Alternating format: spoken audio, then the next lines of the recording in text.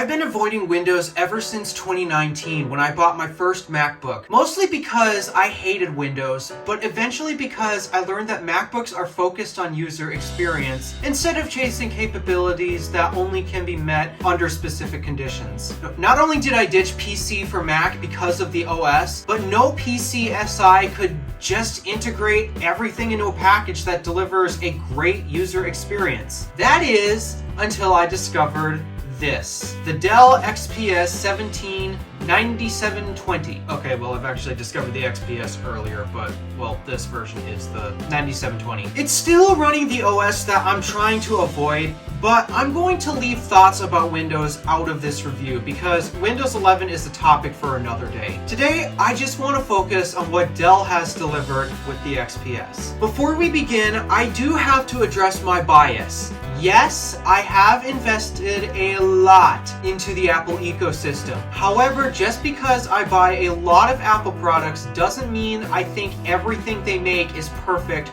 no questions asked. For example, this thing. This thing is stupid, as well as this. And if that's not enough to keep your attention, then I guess I'll just have to give you a spoiler. So far, from my month-long experience, I'm actually very impressed with what Dell has delivered.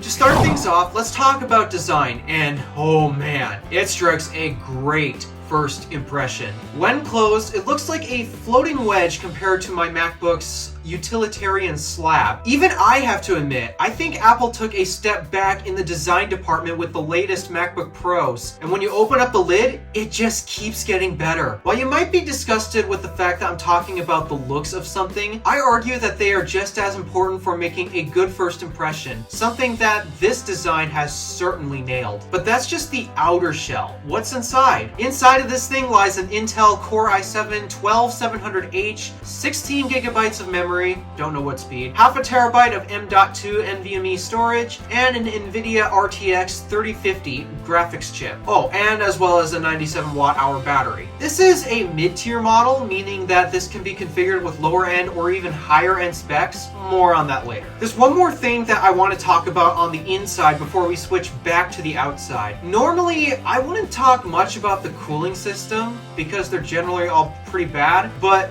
this one actually deserves some attention. One of the key purchasing decisions towards the XPS 17 is the vapor chamber cooling system. The most common application of vapor chamber cooling has typically been found in high-end Android phones, so I find this very interesting. Back on the outside, let's discuss ports. You can clearly tell that Dell took inspiration from Apple back in 2016. And this is a good thing. While everyone hated and wreaked havoc on Apple for only having USB-C plus a headphone jack because nobody likes the dongle life, I can argue that everyone who complains about not having legacy ports is an idiot that doesn't understand innovation. I've said it before and I'll say it again, USB-C, especially Thunderbolt, is the superior port. Why? Because it can do literally everything. Power, displays, data transfer, faster than even Type A ever could. There's nothing that this port cannot do. So to everyone who says you need dongles, you are very wrong. Quick note,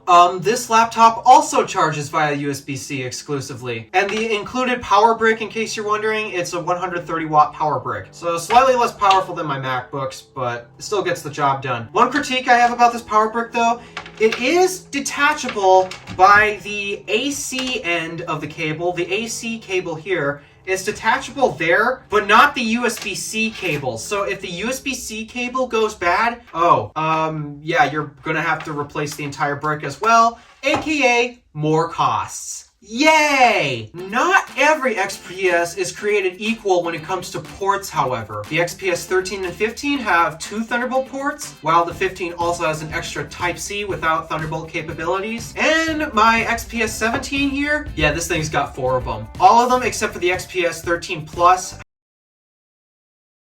has an SD card slot and a headphone jack to go with it as well. Oh, by the way, I haven't even touched either the headphone jack or the SD card slot on this thing, though I will assume I probably will touch the headphone jack at some point whenever I actually decide to listen to music from it. I've noticed, however, that my USB-C ports seem to be tighter than any other USB-C port I've ever plugged anything into. I had to brute force my Type-C flash drive in, which is kind of concerning. I'm not certain if this is a tolerancing QC issue on my specific model, but buyers beware. Moving to the top of the base, Dell used an interesting choice of materials that act as a double-edged sword. While the carbon fiber designed rubber palm rest does feel wonderfully comfortable to type on, it smudges like crazy. Speaking of typing, the keyboard is great to type on. It has a little bit more travel than I personally prefer, but be advised, I'm one of those people that despises key travel when typing fast. Now we come to the item right below the keyboard where I have brutally murdered basically every other laptop before, the trackpad. FYI, I am extremely picky about trackpads. I have a personal little star rating system for trackpads. Most high-end laptops score a 3 out of 5, while lower-end laptops get a 2 out of 5, and if a trackpad gets a 1 out of 5 rating, I basically refuse to use it and consider it broken. There is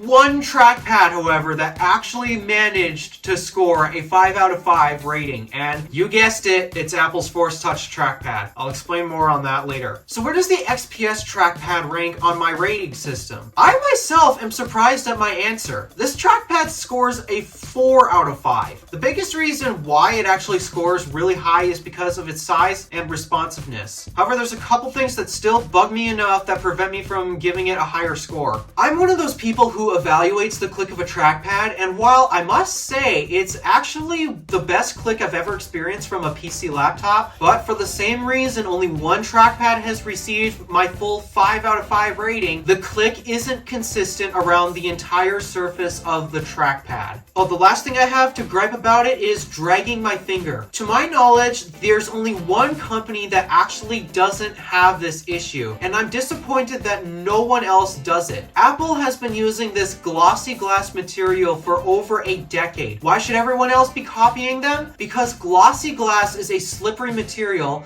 meaning less friction between the pad and your finger. This one is just like every other trackpad using a high quality matte plastic, meaning more friction. So with these two issues, I just can't give it more than a 4. But keep in mind, most high-end laptops can't even break level 3. That's an impressive feat. Okay, that's enough trackpad talk. Let's move on to the last thing on the deck, speakers. I'll let them speak for themselves.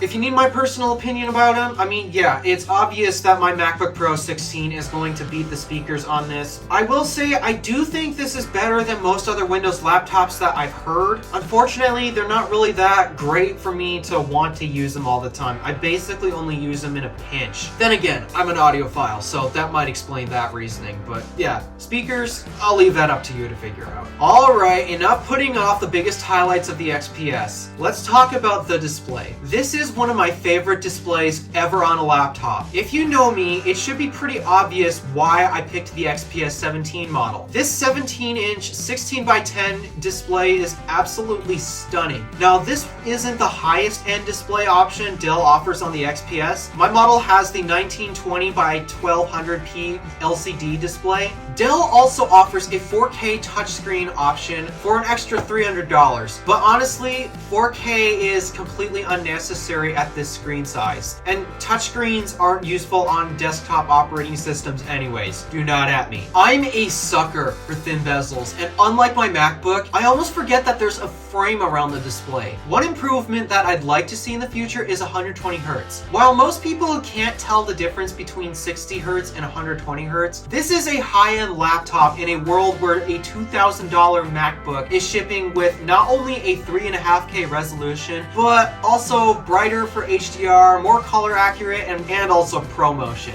Minor complaints aside, I can easily see why everyone loves what Dell has placed on this laptop. Now, this thing has nice and thin bezels, so that begs the question, where's the webcam? To my surprise, they actually still crammed it up at the top. How did they do that? Well, by basically just making it really bad.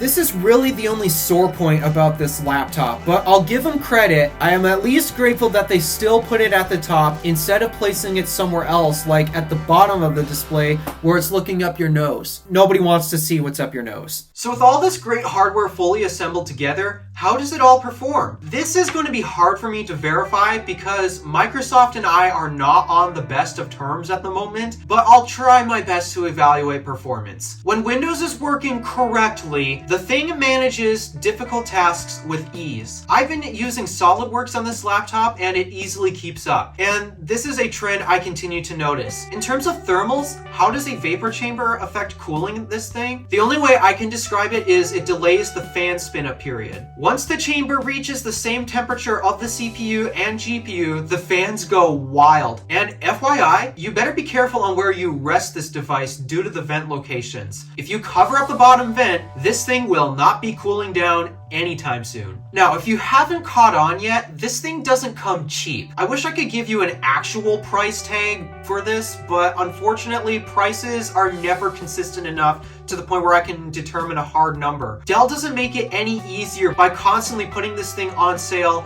and the fact that they have a for home and for business section, which also changes prices. My grandparents bought this thing for me at $2,000 during a massive sale, and also, Grandma, Grandpa, I can't thank you enough for this thing. Seriously, I really appreciate you spending the extra $1,000 in your budget. Thank you so much. I can, however, give you a breakdown of the lineup. Dell offers the XPS in 5 different models. The XPS 13, XPS 13 2-in-1, don't buy that one. Please don't buy that one. The XPS 13 Plus, XPS 15, and XPS 17. All XPS models start with an Intel Core i5 and have the option to upgrade to a Core i7. The XPS 17 have the option to upgrade to a Core i9, but I think that's a little unnecessary. The XPS 15 and 17 unlock the option of a dedicated NVIDIA RTX 3050 and an RTX 3060 if you opt for the i7 and i9. RAM and storage may vary, but both of these options are upgradable if you happen to pick the wrong selection. Well, except for the XPS 13 Plus. RAM's not upgradable on that. And again, pricing will vary. I'm going to be honest with you. I'm actually very impressed with what Dell has put on the table. While my MacBook Pro 16 is still the best laptop that prioritizes user experience, this XPS is not that far off. The only reason why Dell can't match Apple is because of Windows being an absolute pain in the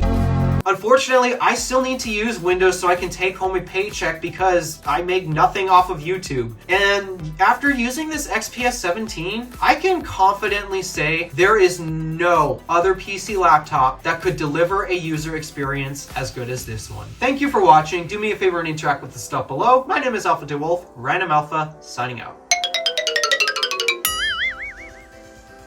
Inside of this thing lies an ITEL... okay, that's an error. But the reason why... Okay, I need to restructure that whole paragraph. Dell also offers a 4K display. Oh, Dell also offers a... Jeez. Dell also offers a 4K Dell I can't do this. Dell also offers a 4K 4K touchscreen.